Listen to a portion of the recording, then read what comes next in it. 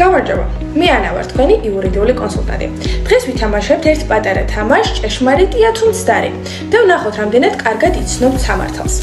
ჭეშმარიტია თუ მცდარი, რომ არბიტრაჟი ყოველთვის არის კერძო. ეს არის მცდარი.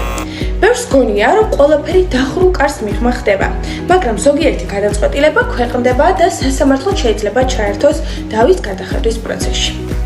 ჭეშმარიტია თუ მცდარი, რაც უფრო დიდი იურიდიული გუნდი ყავს, მით უკეთესი შანსები გაქვს. ეს მცდარია.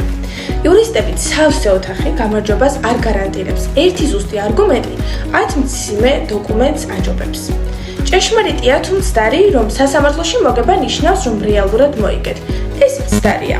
თუ ვერ ახერხებ გადაწყვეტილების აღსრულებას, შენი მოგება მხოლოდ ქაღალდზე ჩარჩენილ სიტყვებად იქცევა.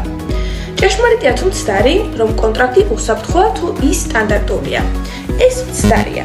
სტანდარტულ მუხლებშიც კი, როგორიც არის გონივრული ძალისხმევა, შეიძლება მილიონიანი დავა იმალებოდეს. თუ 4-ვეზე მცდარი თქვი, სწორად მოიქეცი. სამართალში ის, რასაც უმეტესობა მართლად მიიჩნევს, ხშირად სულაც არ არის ასე. დამატებითი კითხვების არსებობის შემთხვევაში და მეტ ინფორმაციის მისაღებად გამოიწერეთ ჩვენი გვერდი და დაელოდეთ შემდეგ ვიდეოებს.